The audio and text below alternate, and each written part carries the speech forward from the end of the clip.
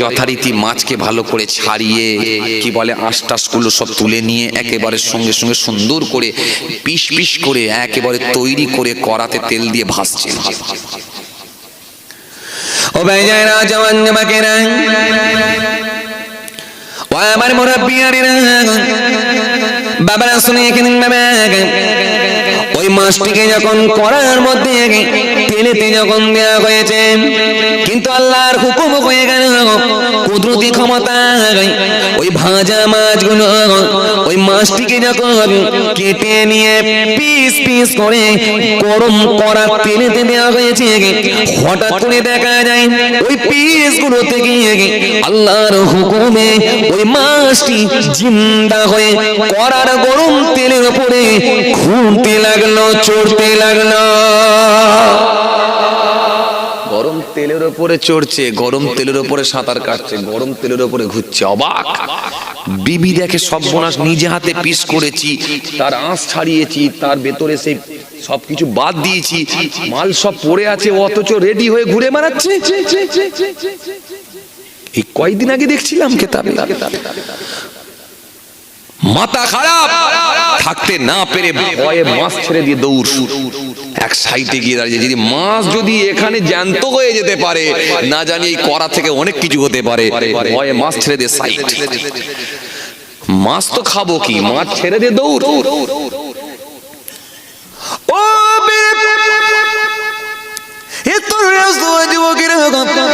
আমার মুরব্বিয়ানেরা, শুনে হঠাৎ করে দেখা যায় স্বামীর আগমন ঘটল। স্বামী যখন এসে পৌঁছে গেল, বিবি থাকতে না পেরে ওই স্বামী সম্মুখীন হলো, স্বামীর সামনে গিয়ে পৌঁছালো। ও আমার প্রাণের স্বামী, ও গো আমার স্বামী, মাছ আপনি খাবেন না, মাছ আপনি খাবেন না। ওই মাছ জীবিত হয়ে গেছে, তাকে আমি পিস পিস করে লেজটা আলাদা, মাথাটা আলাদা, ঠোঁটটা আলাদা, চাকাটা আলাদা কেটে কেটে যখন কড়ার ওপরে গরম তেলে ছিঁড়েছিলাম, কিন্তু জানি না ওই মাছের ওপরে কেউ জাদু চালিয়েছে, ওই মাছের ওপরে কেউ মন্ত্র দিয়েছে। জানি না ওই কড়ার ওপরে মাছ জিন্দা হয়ে গিয়ে ওই গরম তেলের উপরে সাঁতার কেটে ঘুরে বেড়াচ্ছে। স্বামী বলল, সর্বনাশ, হে আমার বিবি, কি ঘটনা তুমি শোনালে, চলো তো দেখি। চলো একবার দেখে আসি তো কি ব্যাপার। স্বামী টুক টুক টুক টুক টুক টুক করে গিয়ে কড়াই একেবারে গরম সে তেলের সামনে গিয়ে মাছের কাছে গিয়ে দেখে, আল্লাহু আকবার, মাছ তো দেখছি কড়াই গরম তেলের উপরে ঘুরছে। স্বামী বলে, সর্বনাশ, ঠিকই তো বলেছো। ও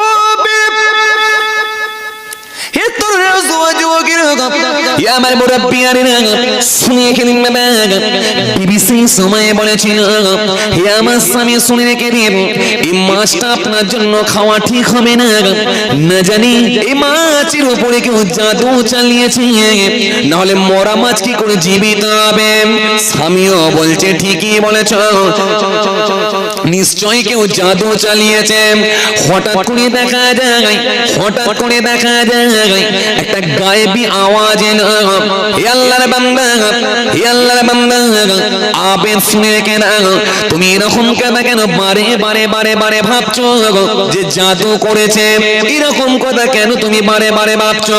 তুমি কি জানো না, তুমি কি জানো না আল্লাহর হুকুমে কি না হতে পারে যে আল্লাহ মুসা নবীর লাঠির আঘাতে দরিয়ার পানিকে সরিয়ে দিয়ে জমির উপর দিয়ে, নদীর উপর দিয়ে রাস্তা বার করেছিলেন। যে আল্লাহ পাক হযরত ইদ্রিস নবীকে যে আল্লাহ পাক জান্নাতে জ্যান্ত অবস্থায় ঢুকিয়ে দিয়েছিলেন, যে আল্লাহ পাক হযরত ইব্রাহিম নবীকে আগুনের উপরে নমরুদ যখন ফেলেছিল, কিন্তু এই আগুনকে আল্লাহ ফুলের বাগানে পরিণত করে দিয়েছিলেন। যে আল্লাহ পাক হযরত ইউনূস নবীকে মাছের পেটে ঢুকিয়ে দিয়ে জ্যান্ত রেখেছিলেন, 40 দিন পরে ওই মাছের পেট থেকে পৃথিবীর আলোতে দেখিয়ে দিয়েছিলেন। আরো জুড়ে বলেন, তুমি কি জানো না আল্লাহর হুকুমে কি না হতে পারে? হে ধার্মিক, হে আবেদ লোক, চিন্তা করো না। এখন ওই মাছকে জিজ্ঞাসা করো, ওই মাছের কথাটা একবার শোনো। মাছ কি বলে তুমি একবার জানো?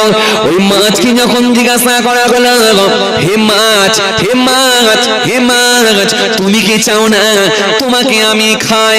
হে মাছ, তুমি কি চাও না তুমি মানুষের জন্য হালাল হয়ে, খাদ্য হয়ে আমাদের পেটের মধ্যে যাবে? এটা কি তুমি চাও না? কেন তুমি জিন্দা হয়েছে বলো? ওই মাছের জবানকে আল্লাহ খুলে দিলেন।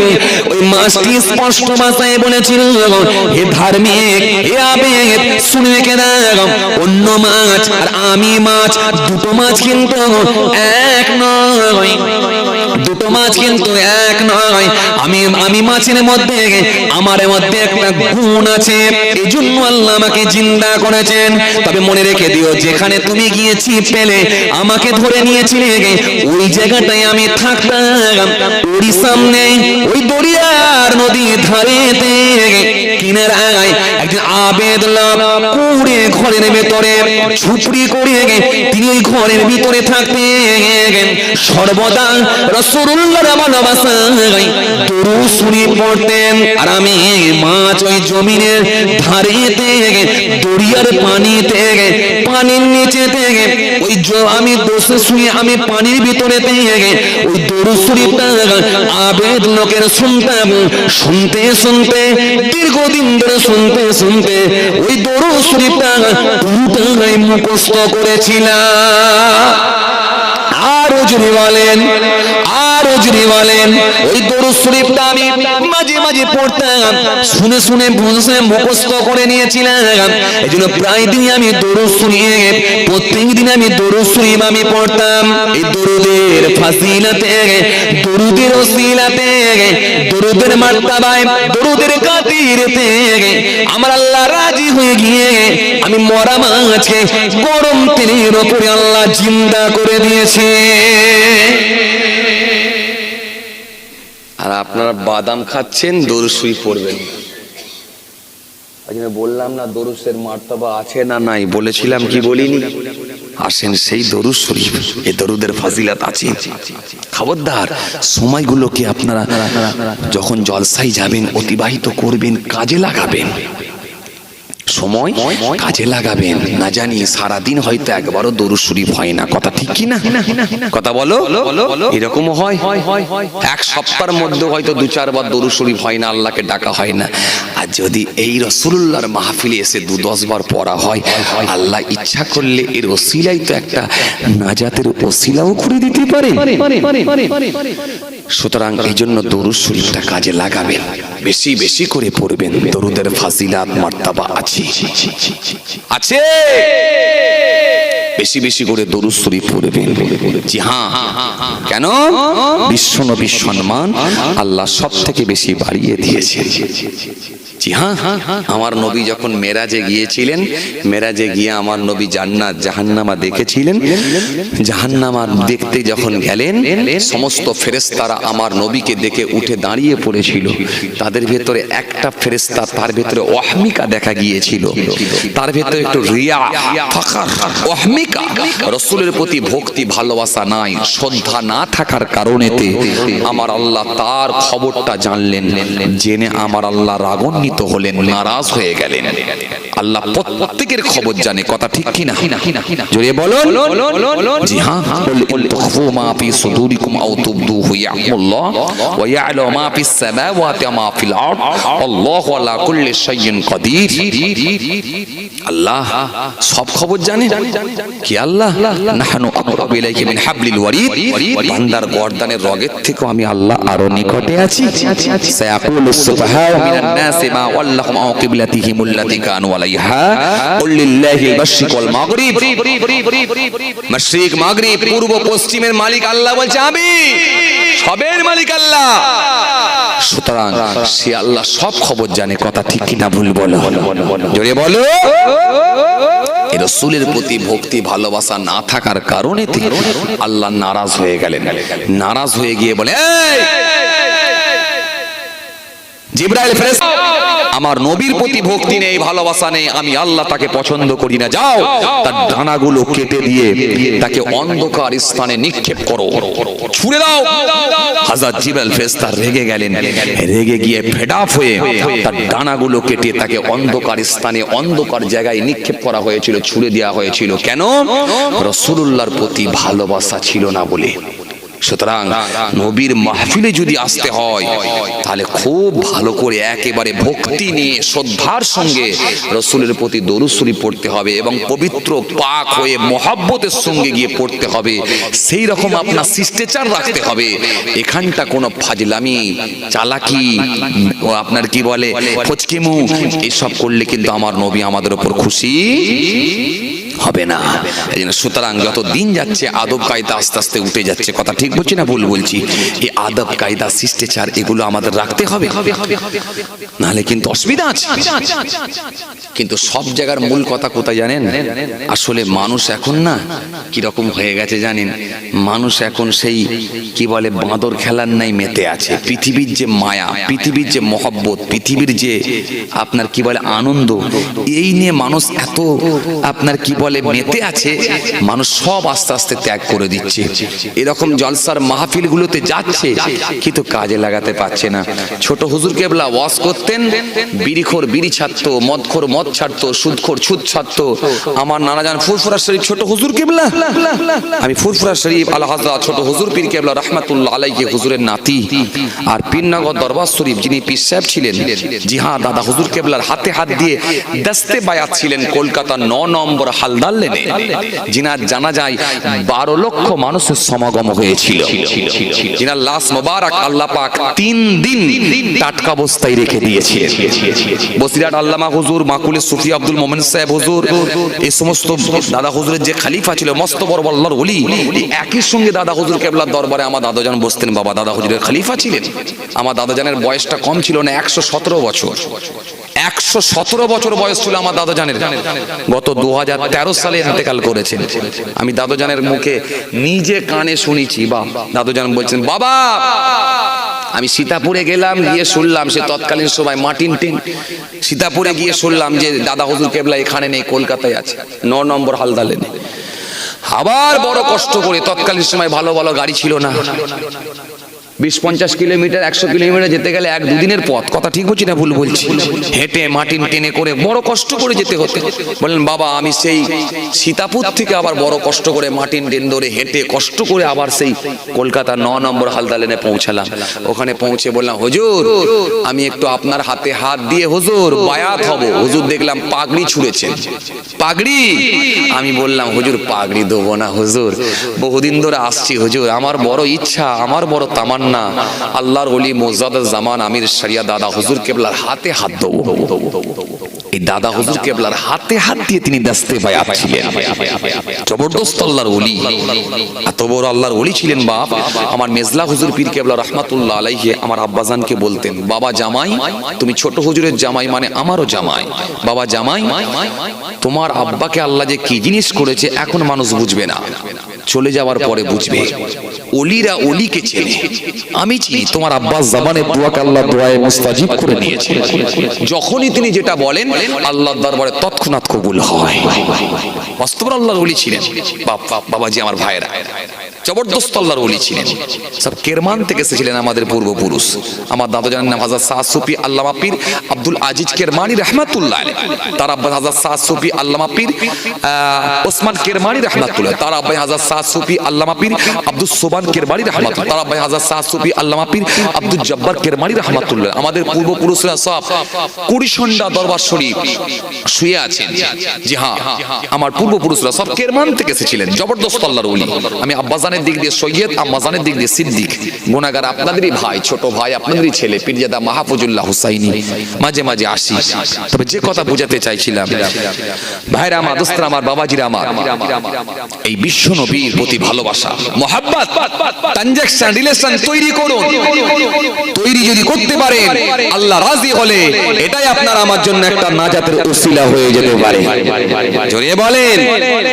কিন্তু আজকে বর্তমান সময় বাপ সব শেষ হয়ে যাচ্ছে, ঈমান, আমল, আকীদা মানুষ সব শেষ করে ফেলছে, ভণ্ডতে ভরে গেছে। এজন্য কোরআন ঘোষণা দিয়েছে, আল্লাহ ঘোষণা দিয়েছেন স্পষ্টভাবে, ইন্নাল্লাহা লা ইয়াগফিরু আন ইউশরাকা বিহি ওয়া ইয়াগফিরু মা দুনা যালিকা লিমান ইয়াশা ওয়া মা ইউশরিক বিল্লাহি ফাকাদ ইফতারা ইসমান আযীম। কোরআন ঘোষণা দিচ্ছে, ইন্নাল্লাহা লা ইয়াগফিরু আন ইউশরাকা বিহি ওয়া ইয়াগফিরু মা দুনা যালিকা লিমান ইয়াশা ওয়া মা ইউশরিক বিল্লাহি ফাকাদ দাল্লা দালালান বাঈদ। সূরা নিসা আল্লাহ বারবার ঘোষণা দিচ্ছে। এজন্য আজকে যদি আপনি ঠিকঠাক ভাবে দেখেন, আজকে মানুষের ঈমানের গন্ডগোল হয়ে যাচ্ছে।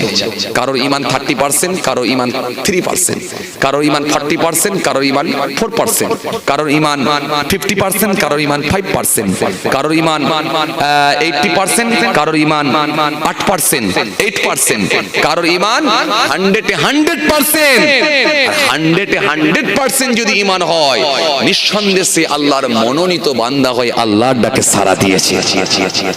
জোরে বলবেন না? আরো জোরে বলেন। এজন্য ঈমান মাঝে মাঝে চেক করতে হয় কোন জায়গায় আছে। ও ভাইজানেরা, জওয়ান যুবকেরা, ও আমার মুরব্বিয়ানেরা, বাবারা শুনে এখানে বাবা, কিতাবুল ঈমানের মধ্যে পাওয়া যায় একটা হাদিস এসেছে, সুন্দর করে আমার নবী জানিয়েছেন। হাদিসটা হযরত উমামা থেকে বর্ণিত হাদিস। ওয়া নবী উমামা আন্না রাজুলান সাআ রাসূলুল্লাহ সাল্লাল্লাহু আলাইহি ওয়াসাল্লাম মাল ঈমান قال إذا سرتك حسنتك وساءتك سيئتك فأنت مؤمن। বিশ্বনবীকে জিজ্ঞাসা করা হলো, ইয়া রাসূলুল্লাহ, হাবিবাল্লাহ, ঈমান কি? মাল ঈমানু, ঈমান কি? বিশ্বনবী সুন্দর করে বললেন, ক্বালা ইযা সাররাতকা হাসানাতুকা ওয়া সাআতকা সাইয়্যাতুকা ফাআনতা মুমিনুন। বিশ্বনবী বললেন, সুন্দর করে আমার নবী জানালেন, যখন তুমি কোনো ভালো কাজ করবে, তৃপ্তি পাবে, মজা পাবে, স্বাদ পাবে। ভালো কাজগুলো করলে আলাদা তৃপ্তি একটা পাবে। যখন তোমার দ্বারা কোনো অসৎ কাজ হয়ে যাবে, তুমি ব্যথিত হবে, মর্মাহত হবে, দুঃখিত হবে, আল্লাহ রাস্তায় ফিরে আসবে, শরীয়তের দিকে অগ্রসর হবে, দ্রুত গতিতে ফিরে আসবে। দুটো কথা যদি মিলিয়ে নিতে পারো, আনতা মুমিনুন, অতঃপর সে হবে প্রকৃত মুমিন। ঘুম পেয়ে যাচ্ছে আপনাদের? হ্যাঁ, ঘুম পেয়ে যাচ্ছে? বলে হুজুর, ঘুম আসাটা তো স্বাভাবিক। কটা বাজছে? ও আল্লাহ, মাশাআল্লাহ, জান ভরা আজকে ওয়াজ শুনেছেন। কথা ঠিক কি না? আমাদের মুরব্বী, আমাদের হুজুর কেবলা। জি হ্যাঁ, বর্তমান এখন আমাদের নিয়ামত। কথা ঠিক বলছি না ভুল বলছি? আমরা তো এখন এই বয়স, আমার আল্লাহ করলে হায়াতে রাখলে এখন অনেক বাকি আছে, কিন্তু আমাদের মুরব্বীরা চলে গেলে বাপ একটা একটা করে সব চলে যাচ্ছে। বাপ সব একটা একটা নিয়ামত চলে যাচ্ছে। বাপ এক একটা ফুল এক এক রকম খুশবু। কথা ঠিক কি না? বাপ দাদা হুজুর কেবলার আওলাদদেরকে আল্লাহ কবুল করে নিয়েছেন। সুতরাং বাবাজি, আমার ভাইরা, আজকে জবরদস্ত একজন আল্লাহর ওলি, আমার মামাজান হুজুর পীর কেবলা, মাশাআল্লাহ, জান ভরা আওয়াজ আপনারা শুনেছেন। তো রাত হচ্ছে, রাত হলে একটা ঘুমের সঙ্গে ট্রানজাকশন সম্পর্ক থাকে। তো যাই হোক, একটা হাদিস যেহেতু বলে ফেলেছি, একটুখানি বুঝিয়ে এটাই বিদায় দেবো। একবার তাকবীর লাগান, নার দিবে, আর যদি নার দিবে। বিশ্বনবী কি বললেন? ভালো কাজ করলে তৃপ্তি পেতে হবে, মজা পেতে হবে। আর যখন তুমি তোমার দ্বারাই কোনো অসৎ কাজ হবে, তখন তুমি ব্যতীত হয়ে আল্লাহর দিকে ফিরে আসবে, তওবা করবে। দুটো কথা মেলাতে পারলে ফাআনতা মুমিনুন, অতঃপর সে হবে একজন মুমিন। তাহলে আপনি এবারে নিজেকে কোশ্চেন করুন, আমরা ভালো কাজে তৃপ্তি পাই না খারাপ কাজে তৃপ্তি পাই? এই ভালো কাজে যদি তৃপ্তি পেতে হয়, রাসূলুল্লাহর মাহফিলে গেলে তৃপ্তি পেতে হয়। নামাজ পড়লে তৃপ্তি পাবে, রোজা রাখলে তৃপ্তি পাবে, জুম্মার নামাজ পড়লে তৃপ্তি পাবে, শরীয়তের কাজগুলো করলে তৃপ্তি পাবে, জিকির করলে তৃপ্তি পাবে, তেলাওয়াতে কোরআন পাক যখন আপনি পড়বেন তৃপ্তি পাবেন। এবার আপনাকে আমি জিজ্ঞাসা করি, বলেন তো দেখি, ইয়াং ছেলেটা, যুবক ছেলেটা 4.5 ঘন্টা ধরে আইপিএল খেলা দেখছে, তৃপ্তি পায়, অথচ জুম্মার দিনে দেখবেন 2 রাকাতেরই বেশি কোনোদিন নামাজ পড়ে না। ভাই তৃপ্তি কোথায়? কোথায় তৃপ্তি? আসরের নামাজ পড়ছি যখন চাচা 4 মিনিটও সময় দেয় না, আবার ওই চাচাই যখন দেখবেন চায়ের দোকানে যায়, মাগরিবের নামাজ পড়ে যায়, রাত 10টা পর্যন্ত বসে বসে টিভি দেখে। ভাই কথা বলো তো, তৃপ্তি কোথায়? তৃপ্তি চায়ের দোকানে না তৃপ্তি মসজিদে? তৃপ্তি কোথায়? তৃপ্তি হলো চায়ের দোকানে, তৃপ্তি হলো লটারির টিকিট কারখানায়, তৃপ্তি হলো তাসের আড্ডায়। জোহরের নামাজ পড়তে চাচা তৃপ্তি জাগে, জোহরের নামাজ পড়তে যায়, জোহরের নামাজ পড়বে চাচা, জোহরের নামাজ পড়তে যাচ্ছে, ঘড়ির কাঁটায় দেখবেন 1:45 বাজছে কি 12:30 বাজছে, 1:15 জামাত, 1:45 বেজেছে, 1টা বাজতে 15 মিনিট বাকি আছে, পাড়া ছেলেগুলো গোল করে বসে তাস খেলছে, চাচা বলছে এখনো 15 মিনিট দেরি আছে, একটু দেখেলি কি হচ্ছে। গোল করে যখন খেলা হচ্ছে, চাচা আমার দাঁড়িয়ে দাঁড়িয়ে দেখছে, দেখে বলছে চাল হচ্ছে না, বললে হবে না, গন্ডগোল হচ্ছে, মারো, বিবির উপরে মেরেছো, গোলাম মারো, মারো, খাটাও, বললে হবে না বাবু, বললে হবে না, দীর্ঘদিনের এক্সপিরিয়েন্স, যদি একবার বসি না এখনো তোদেরকে হারাবো। কি বোঝা যাচ্ছে? শখ মিটেছে কিন্তু ঝোঁক কাটে না। কথা কও, মাল আছে না? না, ট্রেনেতে যখন ঝুলে ঝুলে আসছে, 4 জন মিলে তাস খেলছে, বুড়ো লোক কি মারছে, মাল ঠিক আছে কি দেখছে, শখ মিটেছে কিন্তু ঝোঁক কাটে না। তৃপ্তি কোথায় বলো না? কথা বলো, তৃপ্তি কোথায়? আসরে 4 রাকাত নামাজ পড়লে 4 মিনিটও টাইম দেয় না, আবার ওই চাচাই দেখবেন মাগরিবের নামাজ পড়ে রাত 10টা পর্যন্ত চায়ের দোকানে বসে আছে। হ্যাঁ কি না? তৃপ্তি কোথায়? মজা কোথায়? মজা কোথায়? জোহরের নামাজ পড়তে যদি 15 মিনিট আগে ঢোকে, তাও আবার পাড়ার চাচারার সঙ্গে বসে বসে গল্প করে। আলু গাছে আলু গাছের জন্য, আলু বসাবার জন্য বীজ কিনে ফেলেছো গা, ধান তুলে দিয়েছো, ঝেড়ে দিয়েছো, জমি চাষ হয়ে গেল। সব খবর মসজিদে, 2 জায়গায় খবর পাওয়া যায়, এক হচ্ছে মসজিদে আর এক হচ্ছে চায়ের দোকানে। পাড়ার খবর, এলাকার খবর, সংসারের খবর যদি নিতে হয় 2 জায়গায়। কথা ঠিক কিনা ভুল বলো? কথা কও ঠিক কিনা? তো তৃপ্তি কোথায়? মজা কোথায়? স্বাদ কোথায়? কথা বলো, তৃপ্তি কোথায়? কথা কও, তৃপ্তি কোথায়? চায়ের দোকানে। হ্যাঁ, তৃপ্তি চায়ের দোকানে, কিন্তু তৃপ্তি এখানে নাই। রাসূলুল্লাহ বললেন, কি বললেন? তৃপ্তি যদি তোমাকে পেতে হয়, ভালো কাজগুলো তৃপ্তি তোমাকে পেতে হবে। রাসূলুল্লাহর মাহফিলে বসলে তৃপ্তি পেতে হবে। মন উদার করে, মন চাঙ্গা করে, আন্তরিকতার সহিত ভালোবাসা নিয়ে রাসূলুল্লাহর কথাগুলো শুনতে হবে, তৃপ্তি পেতে হবে। জুমার দিনে দেখবেন 2 রাকাতের বেশি নামাজ পড়ে না, আবার ওই ছেলেগুলো দেখবেন 4.5 ঘন্টা ধরে আইপিএল খেলা দেখে। হ্যাঁ কি না? কেউ ডিস্টার্ব তাকে করে না। মা খেতে বললে দেখবেন রেগে ফায়ার হয়ে যায়, বলে খাবো না। এরা আবার ভক্ত, কিন্তু কঠিন শক্ত। কার ভক্ত? কলকাতা নাইট রাইডার্স টিমের ভক্ত। কথা বলো ঠিক কিনা? মাঝে মাঝে শট করছে কে? খেলছে রানা। এ ছেলে রেগে বলে, এই রানা তুই কি কানা, ছক্কা মারতে পারিস না? চালাচ্ছে ভক্তকার। কথা বলো, তৃপ্তি কোথায়? আবার ওই ছেলেটা যখন জুম্মা দিন, শুক্রবার দিন যায়, জুমার দিন শ্রেষ্ঠ দিন, জুম্মার দিন আলামিন কোরআন ঘোষণা দিয়েছে ইযা নুদিয়া লিস-সালাত মিয়াউমিল জুমআ ফাসআউ ইলা যিকরিল্লাহি ওয়া যারুল বাইআ যালিকুম খায়রুল লাকুম ইন কুনতুম তা'লামুন। কোরআন স্পষ্ট ঘোষণা দিয়েছে এই শ্রেষ্ঠ দিন জুমার দিন বেচাকেনা সব বন্ধ করো, জুমার নামাজ তোমাদের উপর ফরজ করা হয়েছে, মসজিদে তোমরা যাও, আল্লাহ জিকিরের উদ্দেশ্যে মসজিদের দিকে গমন করো, বেচাকেনা সব বন্ধ করো। যদি তোমরা এই কথা বুঝিতে পারো তোমাদের জন্য মঙ্গল, তোমাদের জন্য উত্তম। ওই জুম্মার দিনে যখন ছেলে যায় দেখবেন 2 রাকাতের বেশি নামাজ পড়ে না ভাই। এমন ওই ইয়ং ছেলে আছে দেখবেন 2 রাকাতের বেশি নামাজ পড়ে না। কথা ঠিক কি না? এই কথা কও ঠিক কি না? তাহিয়াতুল ওযু ভয়ে জুজু দুখুলাল মসজিদ, ঢুকবো না ঢুকবো না ঢুকবো না, হবে আমার জিত। কাবুলুল জুম্মা গায়ে দিয়েছি নতুন জামা, কে করেছে মানা নেই আমার জানা, পড়বে না সে কাবুলুল জুম্মা। ঠেলে গুজে যদি নামাজ পড়তে হয় তো 2 রাকাতের বেশি দেখবেন নামাজ পড়ে না ভাই। কথা ঠিক বলছি না ভুল বলছি? যে 2 রাকাতের বেশি পড়ে না ভাই, এদের আবার চোখে দেখবেন বড় করে কাজল দেয়, কাজল সুরমা লাগায়। কথা ঠিক কি না? চোখে দেয় দেখবেন মোটা করে কাজল। দোয়া করি আল্লাহ করো এদের মঙ্গল। মাঝে মাঝে দেখবেন গায়ে লাগায় আতর, গায়ে লাগাবে দেখবেন আতর বিরাট বড় গতর। কথা বলো। আবার মাথায় লাগাই দেখবেন পাগড়ি, সবার শেষে গিয়ে দেখবেন এরাই করবে তাড়াতাড়ি। কথা ঠিক বলছি না ভুল বলছি? ইমাম সাহেব যদি লম্বা একটা সূরা পড়ে, একটু লম্বা সূরা ধরেছে সূরা 3, এই গলা খাকার দিয়ে বলে বের করে দিন। এত বড় কেন?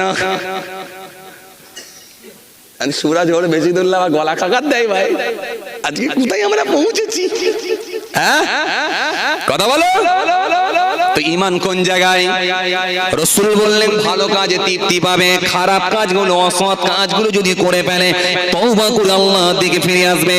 ইন্নাল্লাহা লা ইউহিব্বুত তাওয়াবিনা ওয়া ইউহিব্বুল মুতাতাহহিরিন। কোরআন ঘোষণা দিয়েছে তওবাকারীকে আল্লাহ ভালোবাসেন, পবিত্রতা অর্জনকারীদেরকে আল্লাহ ভালোবাসেন। আর এরা দেখবেন শেষে গিয়ে দেখবেন তাড়াতাড়ি করবে, 2 রাকাতের বেশি দেখবেন এরা নামাজ পড়ে না। এজন্য 4 শ্রেণীর মানুষ নামাজ পড়েও কিন্তু নেকি পাবে না। 4 শ্রেণীর মানুষ জুম্মার দিনে নামাজ পড়তে যাবে কিন্তু এদের নেকির খাতায় নেকি লেখা হবে না, বরং গোনা লেখা হবে। কয় শ্রেণীর মানুষ? 4 শ্রেণীর মানুষ। এর মধ্যে 1 নাম্বার কারা জানেন? ছেড়ে দিয়ে ভাবছে, ছেড়ে দিয়ে পরই হবে। না না আর দিয়ে লাভ নেই, তোমরা ঘুমোচ্ছ খালি, ঘুমোচ্ছ খালি। কি কেউ ঘুমোয়নি? কেউ ঘুমায়নি? মাশাআল্লাহ, অনেক লোকজন আল্লাহ করে। মাশাআল্লাহ, একবার তাকবীর লাগান না দিবে। কয় শ্রেণীর মানুষ? সেন্স তো ঠিকই আছে দেখছি। টাওয়ার ঠিক আছে ভাই? রাত হয়ে গেলে না একটু মাঝে মাঝে টাওয়ার দেখতে হয়। থার্মোমিটার দিয়ে যেমন জ্বর চেক করতে হয়, ব্যারোমিটার দিয়ে আবহাওয়া দেখতে হয়, আর মাঝে মাঝে একটু সফটওয়্যারে ফেলে দেখে নিতে হয় টাওয়ার ঠিক আছে কিনা, সিগন্যাল কি দিচ্ছে। এখন তো সব সিগন্যালের ব্যাপার। কথা ঠিক কিনা? রেড সিগন্যাল পড়লো গাড়ি দাঁড়িয়ে গেল, কাউ কথা বলা লাগবে না। গ্রিন সিগন্যাল পড়লো ফার্স্ট গিয়ার দিল। ইয়েলো পড়ছে বলছে কি করবে সিদ্ধান্ত নাও বলো। যাবে না দাঁড়াবে, যাবে না দাঁড়াবে, ঘুরিয়ে দেবে রাইট সাইড ডান দিক, ঘুরিয়ে দেবে লেফট সাইড বাঁ দিক, ফার্স্ট গিয়ার মারবে সামনে, ব্যাক গিয়ার মারবে পেছনে। সব কথা হবে না। কথা কও কি গো, ঘুম পাচ্ছে? এবার জোর করে তাকবীর লাগান না তুইবে। একটাই শেষ হওয়ার কথা ছিল, ঠেলে গুজে দুটো হয়ে গেছে। যাক, আর দিচ্ছি নি আপনাদেরকে, আল্লাহ লিয়েলে ফের হবে এখন ইনশাআল্লাহ। হ্যাঁ ইনশাআল্লাহ ফের হবে। কেন বিরিয়ানির কথাও তো ভাবতে হবে। কি ভাই ওই যেটা খেলাম ওই বিরিয়ানি তো নাকি? মাশাআল্লাহ দারুণ বিরিয়ানি ভাই, আমি খেয়েছি ভাই। হ্যাঁ একদিনের ব্যাপার। যাক আবার হবে এখন ইনশাআল্লাহ, আল্লাহ লিয়েলে আবার অন্য দিনে হবে। এখন রাত হয়ে যাচ্ছে, কথা বুঝতে পারছেন। বেশি কষ্ট দিয়ে লাভ নাই, কি কথা ঠিক কিনা? কষ্ট দিয়ে কোনো কাজ হয় না।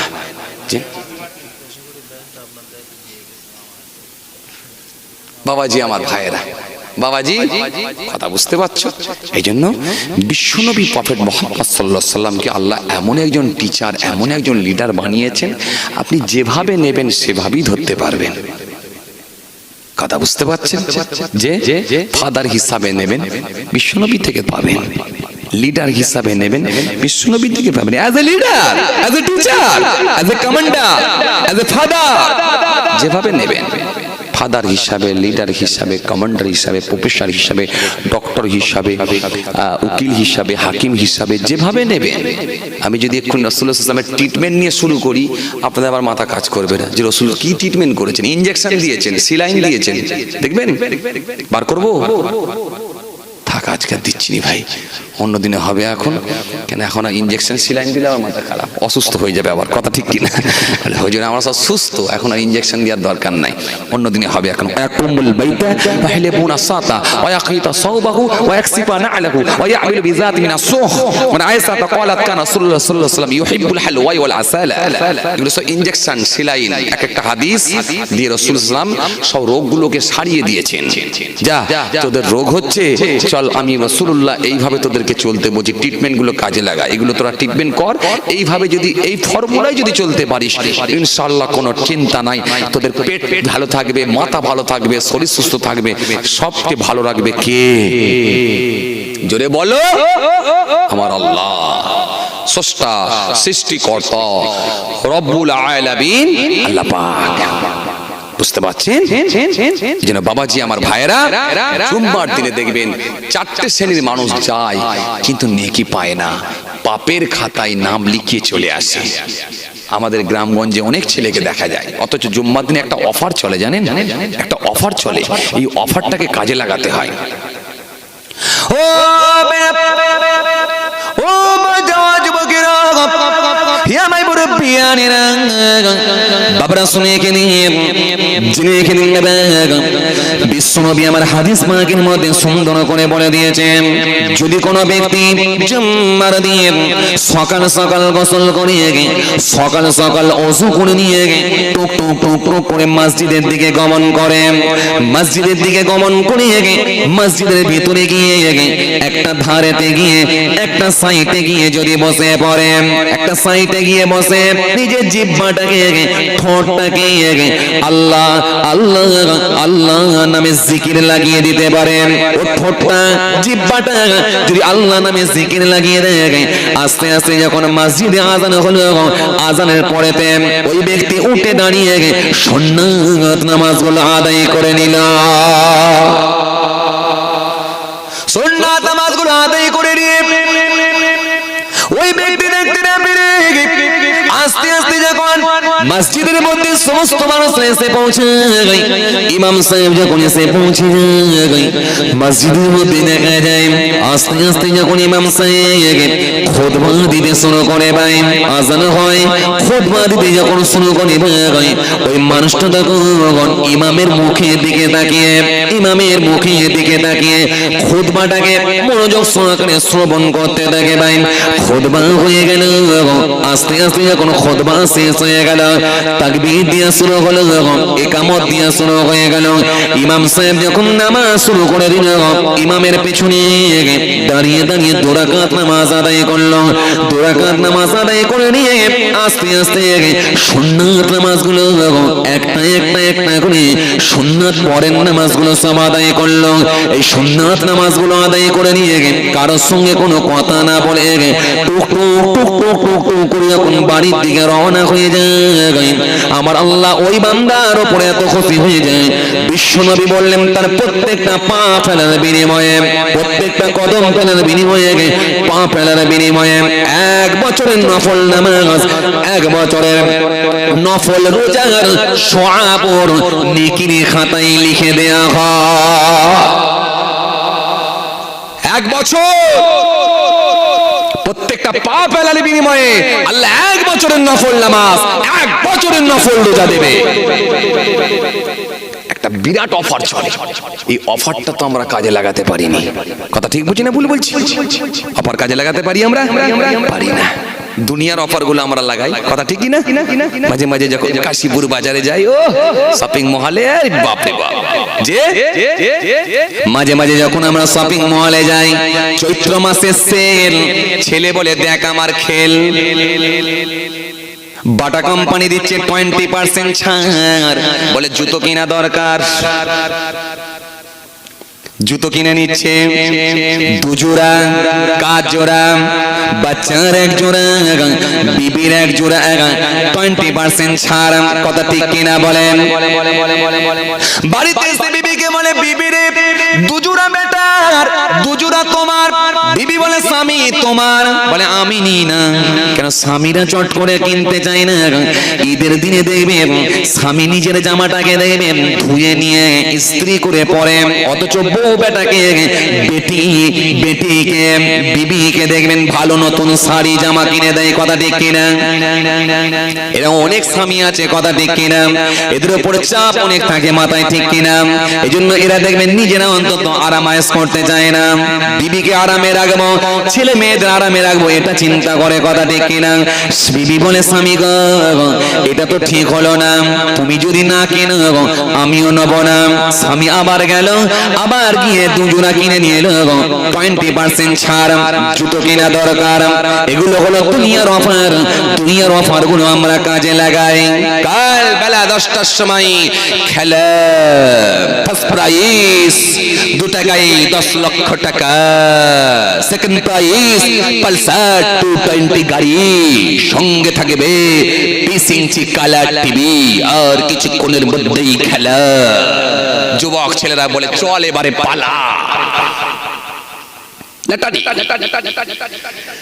লটারি খুললো, গাছে কমেছে না বেড়েছে? কথা কও, গ্রাম বাড়ি, ও বাবাই বললাম না, গ্রামের একটা নাম আছে, গোটা গ্রাম খুঁজলে একটা বিড়িখোর পাওয়া যায়নি, আর লটারি খোর থাকবে মানে, বলে হুজুর মাল আছে না নাই, যাওয়ার সময় বুঝে যাবে, ওই যে দেখা করবে, বাম হাতে বিরিয়ানি, ডান হাতে লাল বাতি। না বাবু, রাত হলো, যা দিয়ে গেছিল না, বক্তা খারাপ হয়নি সব, বলো হুজুরে তো মাশাআল্লাহ জান ভরা ওয়াজ করলো, বলো হ্যাঁ 2.5-3 ঘন্টা করেছে মাশাআল্লাহ, জান ভরা ওয়াজ। রাত হয়ে গেল, ইনিও মোটামুটি জাগিয়ে জুগিয়ে রেখে দিয়েছিল, বলো হ্যাঁ, ইও তো বক্তা খারাপ নয়, জানি তো, আগেও তো আর শুনেছি, শুরুতেও তো হাফেজ সাহেবও তো আজকে দারুণ ওয়াজ করলো, বলো ঘরের লোক হলেও কিন্তু আজকে কিন্তু জান ভরে ওয়াজ করেছে হাফেজ সাহেব। তবে রাত হয়ে গেল তো, এত রাতে আর তো চাচি বিরিয়ানি খাবে গা, সে এমনি খুব রাগি লোক, আর ঘাটালি বিপদ, যা ঘাটামনি বিরিয়ানি নিজে তাকের উপর রেখে দেবো, ভালো থাকলে সকালে খাবে, নালে ছুঁড়িয়ে ফেলে দেবে, মাল শেষ। ধোঁয়া ওপর দিকে উড়ে চলে গেল, হুজুরের ওয়াজ সব ওপর দিকে উড়ে আর সে পাঠিয়ে দিল, আল্লাহ পাঠিয়ে দিয়েছে আকাশে, আল্লাহ যে কথা কও না কেন, আর ঘুম আছে, কথা বলো ঘুম আছে? এই সাদা মাপলার দেখছিল, একটু ঘুম হচ্ছিল, একটু বড় বড় চোখ বার করেছে দেখছি, আর ঘুম আছে?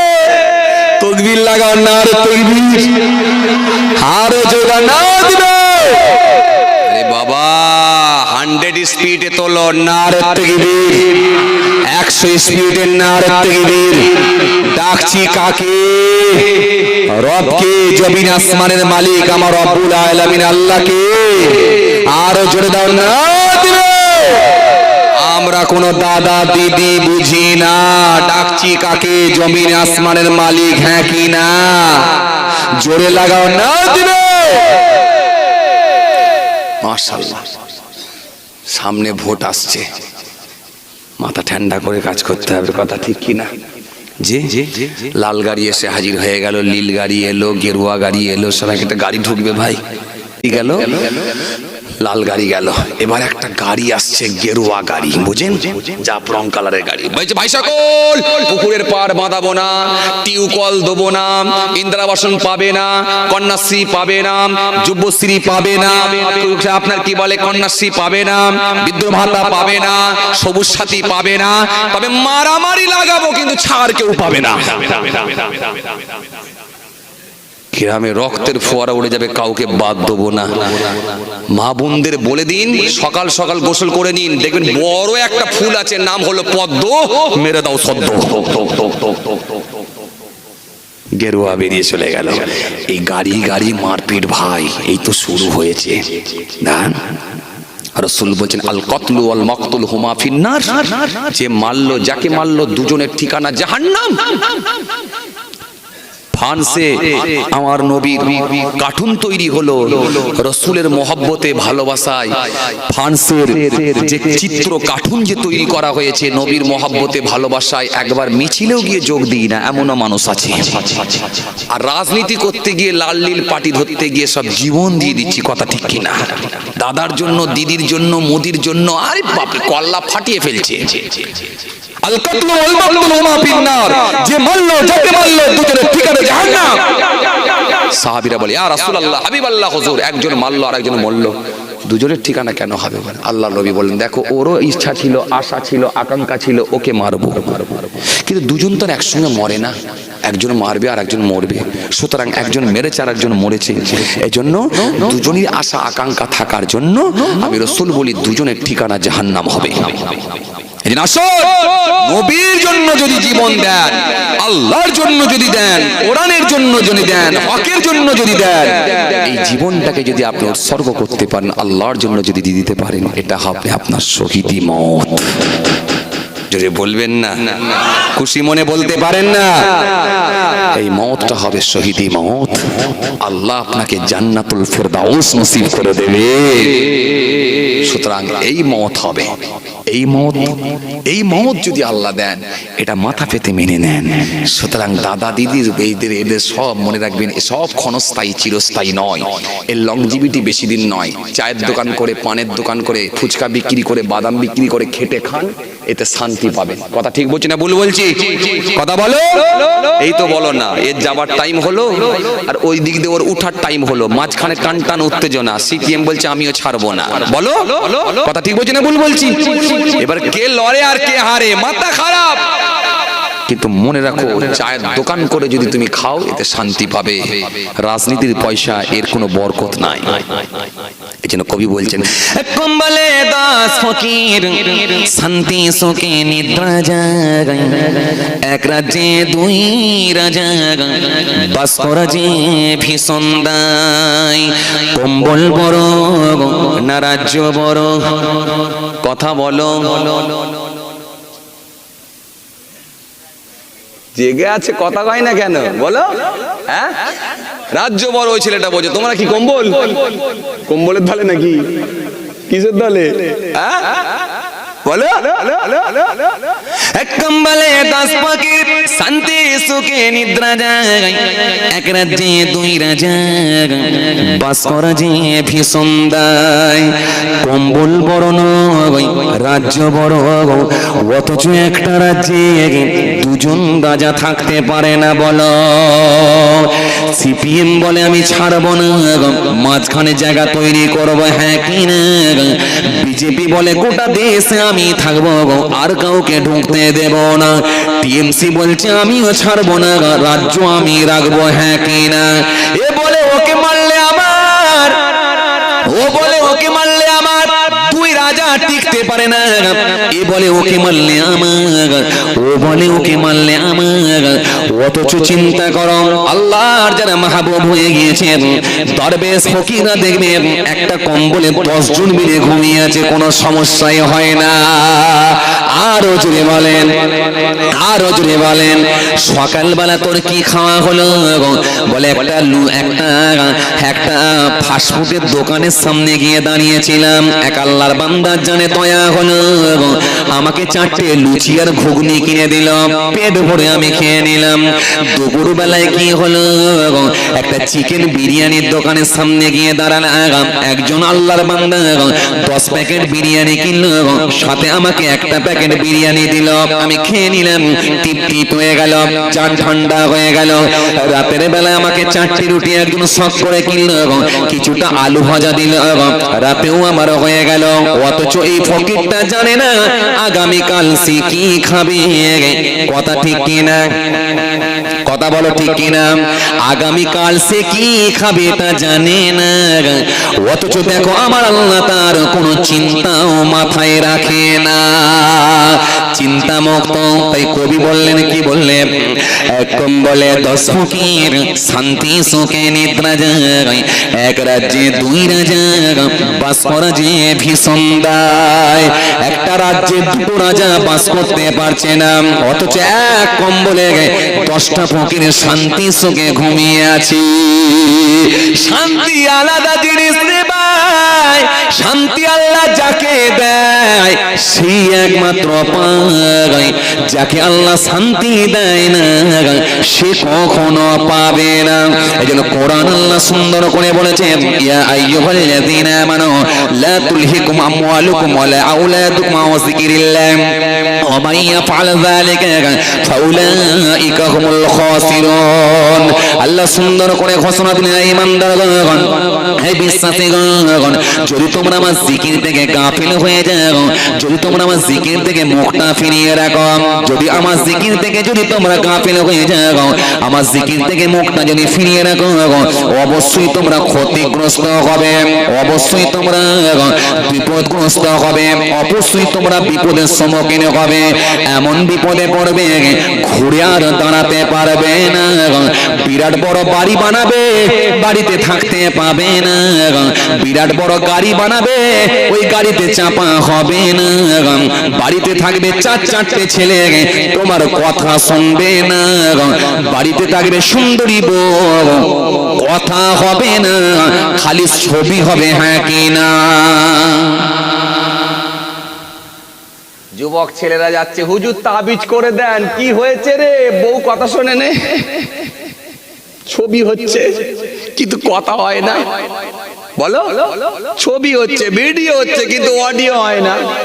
সামনে সামনে দেখা হচ্ছে কিন্তু দেখলি মুখ ঘোরাচ্ছে। কথা ঠিক বলছি না ভুল বলছি? সেদিকে দেখো। রব বললেন, যদি আমার জিকির থেকে তোরা গাফিল হয়ে যাস, জিকির থেকে যদি মুখটা ফিরিয়ে নিস, তোদের ভেতরে শান্তি থাকবে না, অবশ্যই তোরা বিপদগ্রস্ত হবি, হ্যাঁ কি না? বাড়িতে সব থাকবে কিন্তু শান্তি উঠে যাবে। কথা বলো ঠিক কিনা? মেয়ের বিয়ে দিচ্ছে, বাবা মার কত রকমের ব্যবস্থা করেছে, দেরাদুন চালের বিরিয়ানি করেছে, চিকেন ভাজা করেছে, কোফতা করেছে, কাবাব করেছে, মাছ ভাজা, ডিম ভাজা, মগজ ভাজা, খেতে কি মজা। কথা কও, খেতে কি মজা। সবাই খাচ্ছে মজা আর মজা, কিন্তু মেয়ের বাপ কি খাচ্ছে? করেলা ভাজা। করেলা বোঝো? তেতো তেতো বোঝো না? করেলা ভাজা। পুরো লোকটা সোজা। পাড়ার ছেলেরা এসে বলে, ও চাচা, ও চাচা, ও চাচা, তুমি কি কিছু খাবে না? বলে তোর চাচি দেবে না। আবার চাচির কাছে গিয়ে বলে, ও চাচি, ও চাচি, চাচাকে কিছু দেবে না? বলে তোর চাচা খাবে না। আবার চাচাকে গিয়ে বলে, ও চাচা, ও চাচা, চাচি দিতে রাজি, তুমি কি কিছু খাবে না? বলে তোর চাচি দেবে না। কেন? 750 সুগার উঠে গেছে, তোর চাচি ছাড়া জানে না। দিলে আর মাল।